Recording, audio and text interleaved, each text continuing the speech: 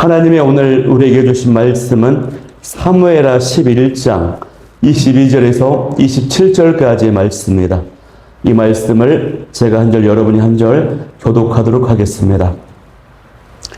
전령이 가서 다윗에게 이르러 요압이 그를 보낸 모든 일을 다윗에게 아뢰어 이르되 그 사람들이 우리보다 우세하여 우리를 향하여 둘러 나오므로 우리가 그들을 쳐서 성문 어귀까지 미쳤더니 활 쏘는 자들이 성 위에서 왕의 부하들을 향하여 쏘매 왕의 부하 중 몇 사람이 죽고 왕의 종 햇사람 우리아도 죽었나이다 하니 다윗이 전령에게 이르되 너는 요압에게 이같이 말하기를 이 일로 걱정하지 말라.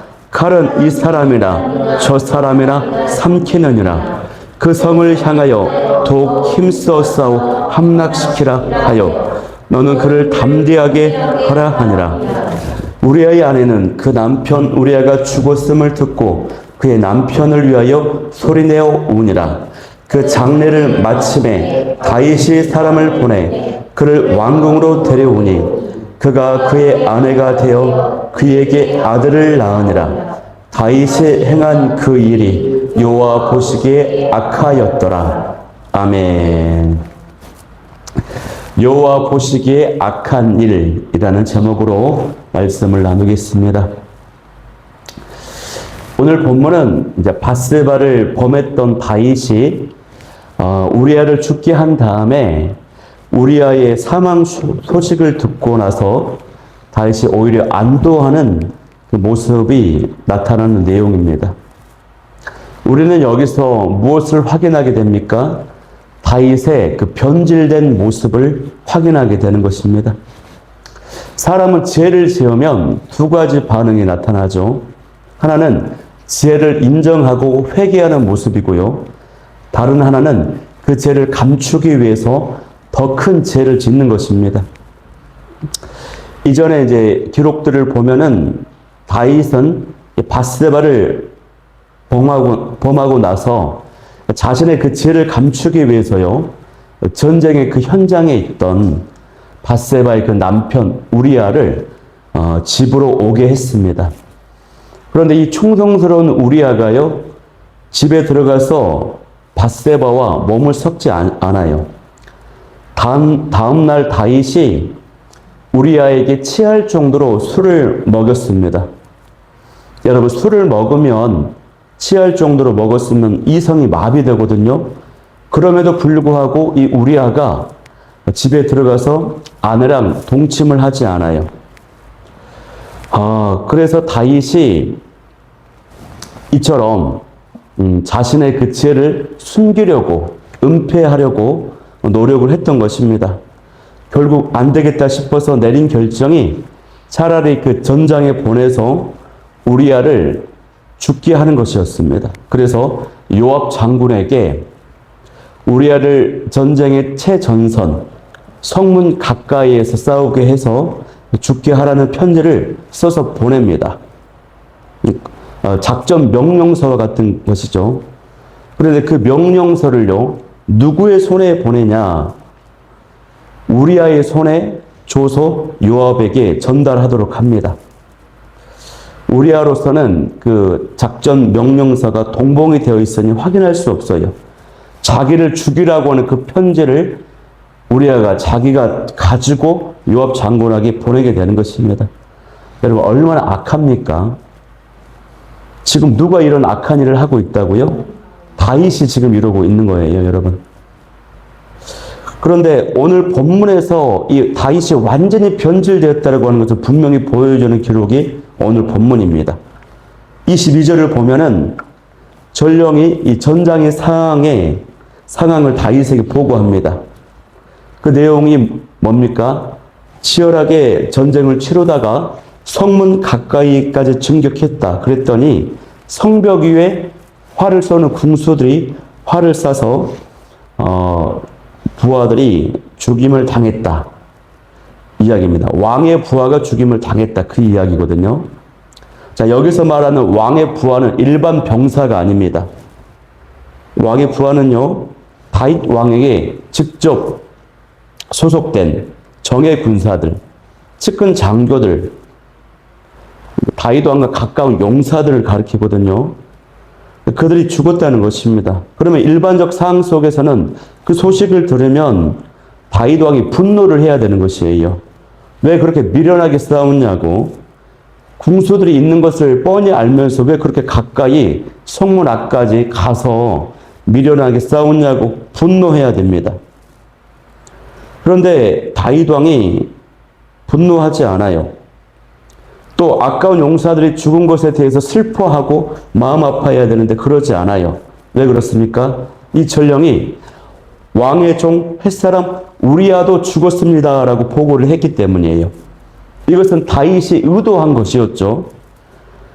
다윗은 지금 아파하거나 분노하는 것이 아니라 자신이 지었던 그 죄악을 완전히 은폐할 수 있다, 덮을 수 있다라고 하는 사실 때문에 오히려 안도하고 있는 것입니다. 그래서 다윗이 25절 말씀에서 뭐라고 합니까? 전령에게 이르되 너는 요압에게 이같이 말하라. 걱정하지 말라. 칼은 이 사람이나 저 사람이나 삼키느니라. 이렇게 말하고 있어요.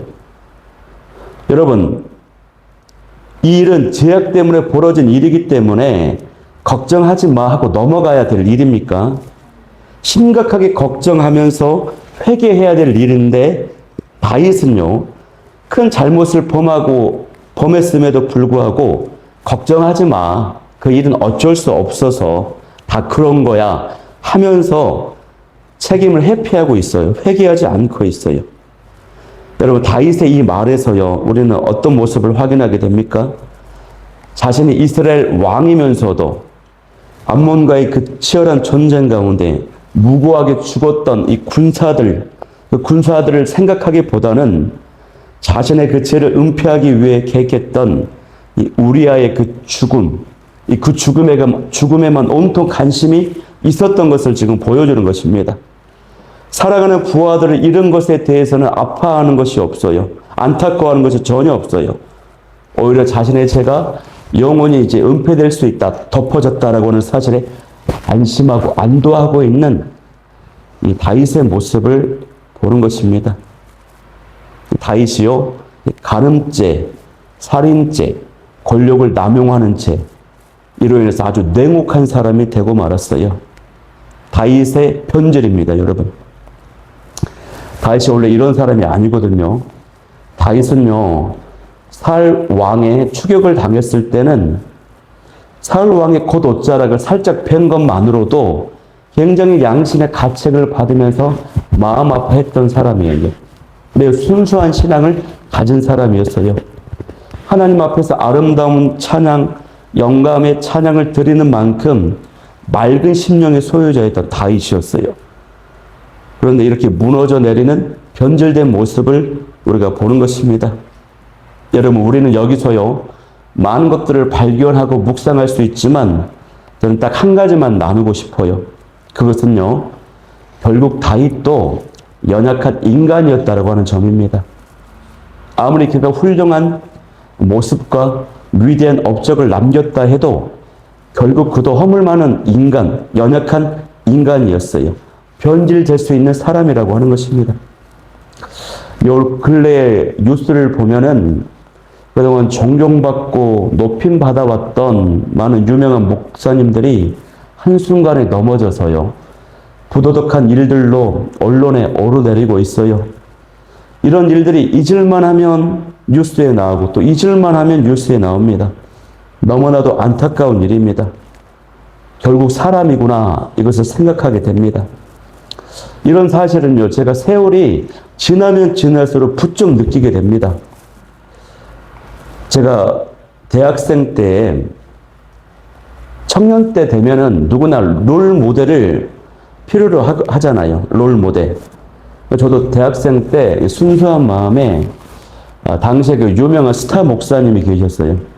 그분의 설교에 내가 영향받으면서 책도 보면서요, 존경했어요. 그런데 그분이 어느 날 대형 스캔들이 터져가지고 무너지더라고요. 그 사실 때문에 내가 너무 큰 상심이 됐어요. 이후에 제가 신학대학원을 갔는데 대학원에서 매일 체프를 드립니다. 매일 체프를 들 때 어떤 규모 있는 목사님이 오셔가지고 신학생들한테 큰 도전을 주고 은혜를 받게 했어요. 그분의 메시지와 그분의 목회하는 모습을 보면서 제가 큰 감동을 받았어요. 나도 저런 목회자가 돼야지. 나도 저런 목회를 해야 되지. 그런데요, 몇 년 지나고 나서 또 이분이 뉴스에 나오는 거예요. 사회적인 물의를 일으킨 인물로 또 나오는 거예요. 큰 충격이었어요. 제가 돌아보니까 지난 시절에 있었던 공동체, 또 섬겼던 공동체 가운데 리더들을 향한 항상 그 실망이 있었어요. 처음에는 존경과 이렇게 굉장한 그 마음이 있었는데 실망으로 바뀌었던 적이 어렸을 때부터 많이 있더라고요. 결국 사람이구나 하는 것을 깨닫게 되는 것입니다. 그러면 여러분, 정작 나는 자유롭습니까? 그런 유명하신 분들, 훌륭하신 분들도 한순간에 넘어지고 마는데 저 같은 사람은 더 위험하지요. 그래서 여러분, 제가 뼈저리게 느끼는 것은 무엇입니까? 그것은요, 사람은 그 누구라도 매일매일 말씀과 기도로 인도함 받지 않으면 무너질 수밖에 없다라고 하는 사실입니다. 여러분, 사람의 모습을 따라가면 또 그의 업적을 칭송하면서 사람 따라가면 안 된다라고 하는 것입니다. 매일 말씀과 매일 기도로 성령의 인도함을 받으면서 하나님 따라가야 되는 것이에요. 그래서 가장 성공적인 성도의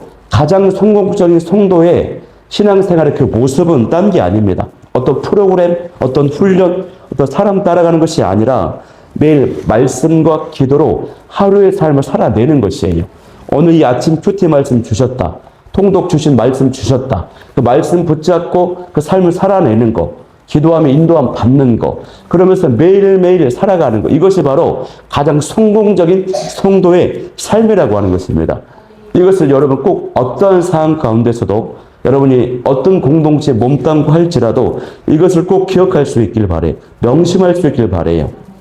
그것이 바로 우리의 선한 양심을 지키는 길입니다. 우리의 마음을 지키는 길. 무릇 지킬 만한 것보다 내 마음을 지키라. 생명의 근원이 이에서 나느니라. 오늘 하루도 오늘 주신 말씀을 붙잡고 기도하며 나아감으로 여러분 넘어지지 않는 저와 여러분이 될 수 있기를 축복합니다.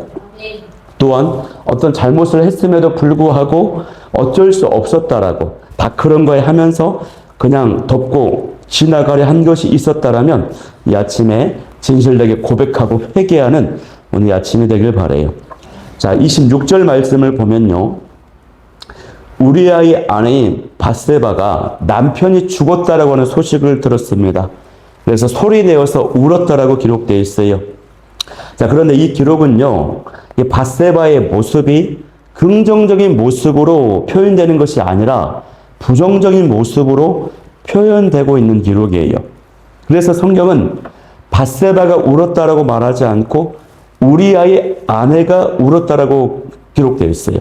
즉 그녀가 우리아의 아내였다라고 하는 것을 강조하는 것입니다. 즉 밧세바가 유부녀였다. 그럼에도 불구하고 다윗과 더불어 간음한 죄를 범했다라고 하는 것을 꼬집고 있는 말씀인 것이에요.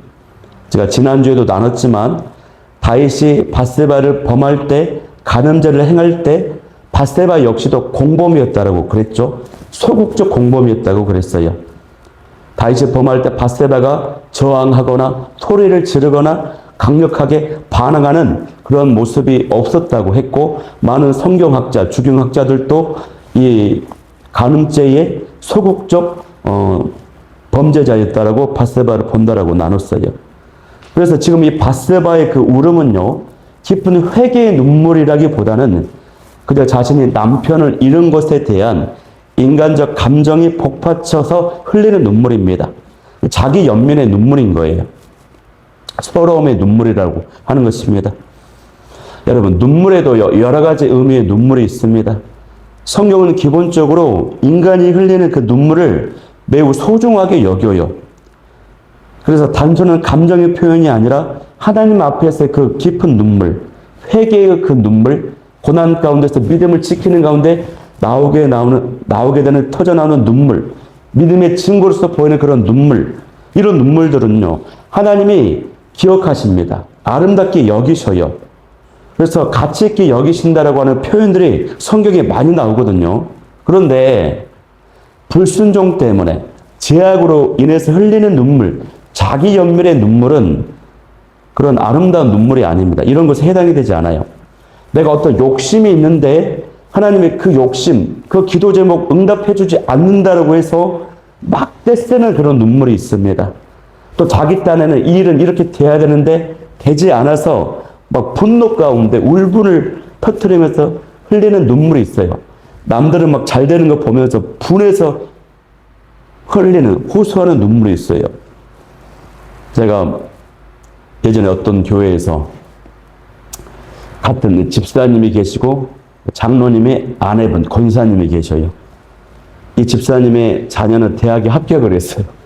이 장로님의 권사님은 자녀가 대학에 합격을 못해 불합격했어요. 그래가지고 이 장로님 아내분 권사님이 이렇게 기도하는 거예요. 하나님, 어떻게 이럴 수 있습니까? 어떻게 이럴 수 있습니까? 저기 집사님 자녀는 합격하고 우리 자녀는 떨어지고 막 하나님께 쏘아붙이면서 그 기도하는 그 소리를 제가 들었는데 그 기도 소리가 소리 들으면 알죠. 카랑카랑하면 날카로우면서 그 목소리에 음색이 있거든요. 느낌이 있어요. 그거 들으면서 야, 좀 민망하더라고요. 그래서 이런 눈물들은요, 어떤 목사님이 뭐라고 그러냐면 그것은 똥물이다, 똥물.